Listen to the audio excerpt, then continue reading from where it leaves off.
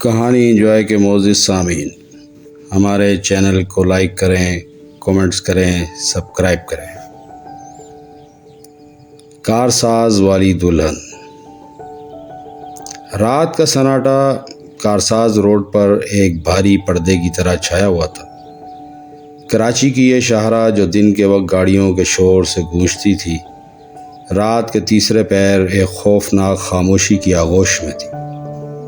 سڑک کے کنارے لگے پرانے لیمپ کی مدھم روشنی میں سائے اور بھی گہرے ہوتے جا رہے تھے۔ ہوا میں ایک عجیب سی سرسراہٹ تھی، جیسے کوئی پرانی ادھوری داستان اپنی آخری سانسیں لے رہی ہوں۔ ارشد اپنی پرانی ٹویوٹا کرولا چلا رہا تھا۔ رات کے 2:30 بجے وہ اپنے دوست کی شادی کی تقریب سے واپس آ رہا تھا۔ تھکاوٹ سے اس کی آنکھیں بوجھل تھی۔ کارساز روڈ سے اسے گھر کا قریبی راستہ قریب پڑتا تھا، لیکن اسے کیا پتہ یہ رات اس کی زندگی کا سب سے خوفناک لمحہ بننے والی ہے۔ اس نے گاڑی کی کھڑکی کھول رکھی تھی، کیونکہ رات کی ٹھنڈی ہوا اسے جگانے کا واحد ذریعہ تھی۔ لیکن اس ہوا میں ایک عجیب سی مہک تھی، جیسے پھولوں کی خوشبو، لیکن اس میں موت کی سرانڈ ملائی ہو۔ سڑک پر کوئی گاڑی نہ تھی، سوائے ایک ٹرک کے جو دور سے گزرتا دکھائی دیتا۔ ارشد نے اپنا فون چیک کرنے کے لیے جیب میں ہاتھ ڈالا، لیکن اچانک اس کی نظر سڑک کے کنارے وہاں ایک پرانے ٹوٹے ہوئے پل کے نیچے پڑی۔ ایک عورت وہاں کھڑی تھی، جس نے لال جوڑا پہن رکھا تھا جو دلہن کے لباس جیسا لگتا تھا، لیکن وہ جوڑا عجیب طور پر چمک رہا تھا، جیسے خون سے تر ہو۔ اس کے لمبے کالے بال اس کے چہرے پر پھیلے ہوئے تھے اور وہ سر جھکائے کھڑی تھی، جیسے کوئی بے جان سایہ۔ اتنی رات گئے یہاں لال جوڑے میں کون؟ ارشد نے سوچا اور اس کا دل زور سے دھڑکنے لگا۔ اس نے گاڑی کی رفتار کم کی، لیکن اس کے دل کے کسی کونے میں ایک آواز چلا رہی تھی، آگے بڑھ جا، مت رک۔ پھر بھی اس نے سوچا کہ شاید کوئی عورت پریشان ہے، اور اس نے گاڑی روک دی۔ بی بی، کیا بات ہے، کہاں جانا ہے؟ ارشد نے کھڑکی سے جھک کر پوچھا۔ عورت نے کوئی جواب نہ دیا، بس خاموشی سے گاڑی کے عقبی دروازے کی طرف بڑھی۔ اس نے دروازہ کھولا اور اندر بیٹھ گئی۔ ارشد کے ریوی عمر میں اس نے اسے دیکھنے کی کوشش کی، لیکن اس کا چہرہ واضح نہیں تھا۔ اس کے بال اس کے چہرے کو ڈھانپ رہے تھے اور وہ سر جھکائے بیٹھی تھی، جیسے کوئی پتھر کی مورتی۔ بی بی، کہاں جانا ہے؟ ارشد نے دوبارہ پوچھا، لیکن جواب کے بجائے اسے ایک عجیب سی آواز سنائی دی، جیسے کوئی ہلکی سی سسکی یا پھر کسی دلہن کی رخصتی کا رونا۔ ارشد نے گاڑی سٹارٹ کی اور آگے بڑھنا شروع کیا، لیکن اس کے ہاتھ کانپ رہے تھے۔ گاڑی کے اندر کا ماحول بدلنے لگا، ہوا ٹھنڈی سے ٹھنڈی تر ہوتی جا رہی تھی۔ یہ کافی سنسان راستہ تھا۔ ارشد کو لگا جیسے کوئی اس کے کان میں سرگوشی کر رہا ہو، تم میری شادی دیکھنے آئے ہو؟ ایک بھاری کھردری آواز اس کے کانوں میں گونجی۔ ارشد کے ہاتھوں سے اسٹیئرنگ چھوٹتے رہ گیا۔ اس نے مرر میں دیکھا، اس کا خون جم گیا۔ پیچھے والی سیٹ خالی تھی، کوئی نہیں تھا، لیکن اسے یقین تھا کہ اس نے عورت کو گاڑی میں ہی بٹھایا تھا۔ اس نے گاڑی کی رفتار بڑھائی، لیکن اچانک گاڑی کا انجن عجیب سی آواز کے ساتھ رکنے لگا۔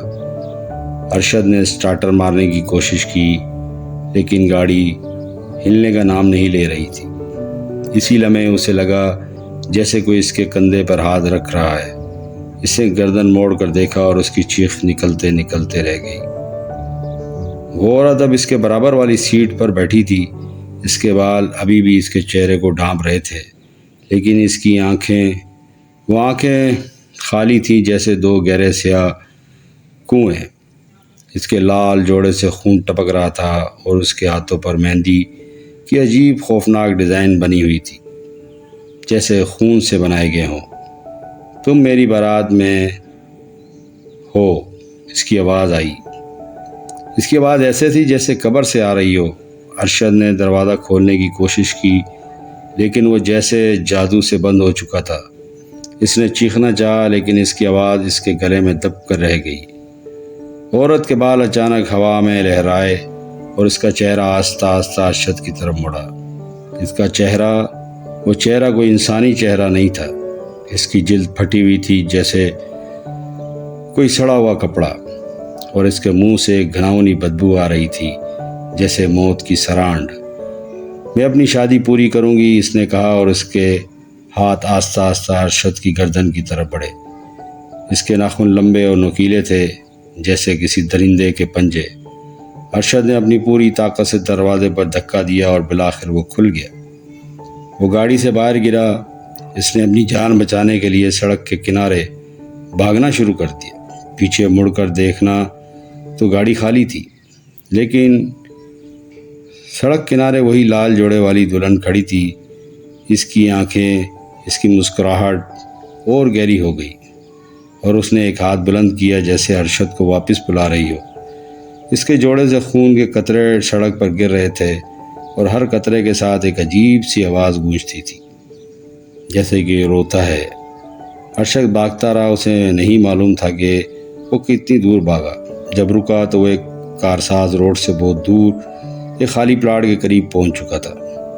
اس کی سانسیں پھولی ہوئی تھیں، اس کا جسم خوف سے کانپ رہا تھا۔ اس نے پیچھے مڑ کر دیکھا لیکن وہ دلہن وہاں موجود نہ تھی، لیکن اس کے کانوں میں وہی آواز گونج رہی تھی، میں اپنی شادی پوری کروں گی۔ صبح ارشد اپنی گاڑی کے ساتھ کارساز پر لوگوں کو ملا۔ اس کی گاڑی ٹھیک ٹھاک تھی، مگر ارشد کی حالت بہت زیادہ خراب تھی۔ وہ خوف سے تھر تھر کانپ رہا تھا۔ اسے ہاسپٹل لے جایا گیا جہاں اس کے دوسرے عزیز اور دوست اس کو ملے۔ اس نے اپنا معاملہ تمام اپنے دوستوں کو سنایا تو اس کے دوستوں نے کہا، ارشد، کارساز کی یہ بہت پرانی کہانی ہے۔ کسی دور میں یہاں ایک کار ایکسیڈنٹ ہوا تھا۔ ایک بارات کے ساتھ ایک دلہن ایکسیڈنٹ میں ماری گئی۔ آج بھی اس کی روح بھٹک رہی ہے، اور بہت سے لوگوں کے ساتھ یہ واقعہ پیش آ چکا ہے۔ تم خوش قسمت ہو کہ زندہ بچ گئے، نہیں تو اکثر کے یا تو کار ایکسیڈنٹ ہو جاتے ہیں یا مردہ حالت میں پائے جاتے ہیں۔ آج بھی کراچی کے کارساز روڈ پر لوگ رات کو جاتے ہوئے ڈرتے ہیں۔